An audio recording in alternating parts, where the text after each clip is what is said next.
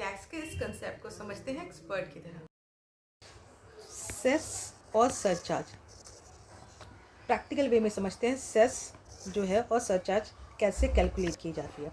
Cess का मतलब क्या था? सेस का मतलब था कि पर्टिकुलर पर्पस के लिए उसे यूज़ किया जा रहा है, ठीक है।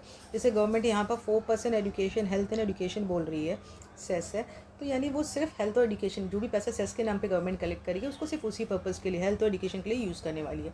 वहीं सरचार्ज या और भी कोई टैक्स जो कैलकुलेट करिए, नॉर्मल टैक्स जो हो गया, ये सरचार्ज होगा, ये गवर्नमेंट अपनी मर्जी से स्पेंड करेगी, उससे जो सही लगेगा वो करेगी।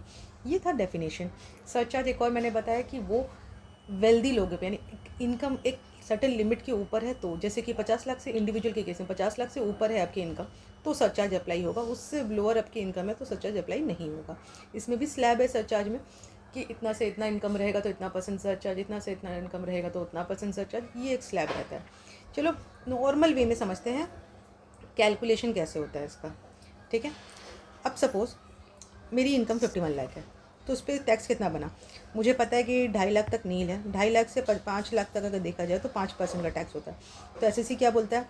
2.5 लाख का तो मैं हिसाब करके आया हूँ, 5 लाख जो है इस वाले में ब्रैकेट में मैं फॉल कर रहा हूँ अभी, तो 2.5 लाख, अब देखो कि 2.5 लाख का हो चुका है, जिस तो 5 लाख है, यानी 2.5 लाख का एक्स्ट्रा का मुझे टैक्स पे करना है, वो मैं एक कर देता हूँ। फिर 10 लाख वाले में आके वो क्या बोले, क्योंकि ये 51 लाख है ना, तो 51 लाख तक चलते हैं हम लोग पहले। फिर 10 लाख वाले में आके एसएससी क्या बोल रहा है? एसएससी बोल रहा है कि देखो 10 लाख में मैं अभी आ गया हूँ, बट 5 लाख का तो हिसाब मैं करके आया हूँ, तो बाकी बैलेंस वाले पे मैं टैक्स पे करूँगा। तो बाकी बैलेंस कितना बचा? 5 लाख, उस पर 20%। सिमिलरली यहाँ वाले केस के लिए मैंने बना के रखा है, तो 50 लाख वाला देखते हैं। 10 लाख से 50 लाख के ऊपर, 10 लाख से 50 लाख के ब्रैकेट में अगर आता है तो 30% टैक्स है। तो 50 लाख पे पहुँच के एसएससी क्या बोलेगा कि 10 लाख का तो हिसाब मैं करके आया हूँ, बाकी जो बैलेंस पड़ता है उस पर मैं टैक्स दूंगा 30%। तो 40 लाख पे 30%, तो आपका होगा 12 लाख। अब टोटल एडअप करके देखोगे ना, तो ये रहा, इसका केस में ये आएगा और इस केस में आएगा ये। तो 51 लाख के केस में आपका आएगा 30,42,500। इस पर 10% सरचार्ज लगेगा, क्योंकि लिए जैसे आपको दिख रहा है पर 50 लाख के ऊपर है तो ऑफकोर्स 10% का सरचार्ज अप्लीकेबल हो जाता है। तो ये जो टैक्सेबल अमाउंट है ना, इस पर सरचार्ज लगता है 10%, और ये आपका बन जाता है टैक्स, उसके ऊपर सरचार्ज का अमाउंट एडअप करके ये बनता है आपका टैक्स। पर अभी मार्जिनल रिलीफ भी आएगा। क्यों आएगा? क्योंकि आप देखोगे जब 50 लाख इनकम था ना, तब टैक्स बन रहा था इतना, पर 51 लाख में इतना बन रहा है, यानी अब देख लो डिफरेंस 1,64,250 का, यानी इनकम बढ़ी है 1 लाख। 50 लाख से 51 लाख, 1 लाख की इनकम बढ़ी थी, बट गवर्नमेंट मांग रहे हैं 1,64,250, वो कि अनफेयर है।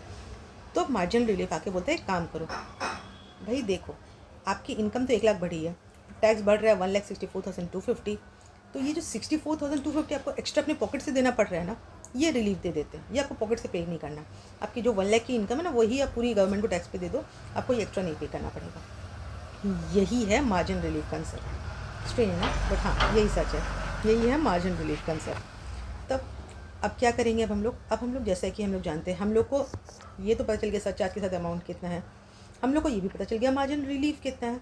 अब कैलकुलेट कर लेते हैं। 14,76,750 में से अगर आप मार्जिन रिलीफ माइनस कर दोगे तो 14,12,500 आएगा, जो कि आपको टैक्स पे करना है गवर्नमेंट को। अभी बाकी है एक चीज़, वो है सेस। जैसे कि मैंने बताया आपको, नॉर्मल टैक्स कैलकुलेट कर लिया, सरचार्ज कैलकुलेट कर लिया, मार्जिनल रिलीफ कंपेयर करके देख लिया एप्लीकेबल हो रहा था कि नहीं, हाँ हो रहा था तो दे भी दिया। फाइनली जो टैक्स बनता है सरचार्ज, अच्छा ये एक और चीज़ ध्यान रखना, जब आप सरचार्ज को मार्जिनल रिलीफ वाला कंसेप्ट को कंपेयर करोगे ना, तो विदाउट सेस हम लोग कंपेयर कर लेते हैं। सेस एकदम लास्ट में पे करना पड़ता है, ठीक है। तो वही हो रहा कि सबसे पहले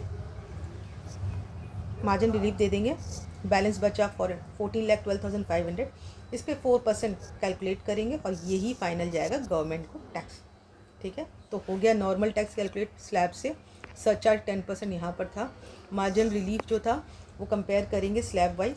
तो जब 50 लाख था तब कुछ नहीं था, 51 लाख में आ गया था, तो यहाँ पर हम लोग रिलीफ के लिए चेक किए, जो रिलीफ बन रहा था वो दे दिया, और फाइनली जो बैलेंस आएगा उस पर लगेगा सेस, ठीक है।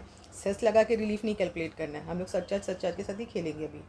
उसके बाद खास बात ये, जब 50 लाख था तब हम लोग ने देखा 30,12,500 का इनकम, सरचार्ज कुछ बन नहीं रहा था, सेस 4% बनता और टैक्स बनता इतना।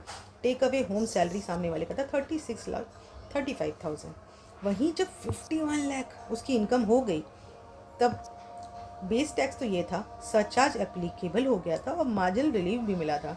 रिवाइज नया टैक्स रिलीफ के बाद बन गया था ये 40,12,500, जिस पे 4% सेस लगा और फाइनली ये बना 40,69,000 का टैक्स। देखो भी होम कितना था उसका, 36,31,000 का टैक्स के बाद उसका इतना इनकम, यानी 51 लाख में वो लेके जा रहा है 36,31,000 और वहीं 50 लाख जब उसकी इनकम थी तब वो घर ले जा रहा था 36,35,000। डिफरेंस समझ में आ रहा है? जब उसकी इनकम बढ़ गई है तो उल्टा कम उसकी सैलरी, घर ले जाने वाली सैलरी उसकी कम हो गई है। तभी हम लोग कहते हैं कि टैक्स प्लानिंग बहुत ज़रूरी है। इस कंसेप्ट से ज़रूर समझ में आया होगा टैक्स प्लानिंग की इम्पोर्टेंस, सरचार्ज का कैलकुलेशन, सेस और प्रैक्टिकली कैसे कैलकुलेट करते हैं ये सारी चीज़ें। और कोई भी डाउट हो ना तो ज़रूर कमेंट में बताना।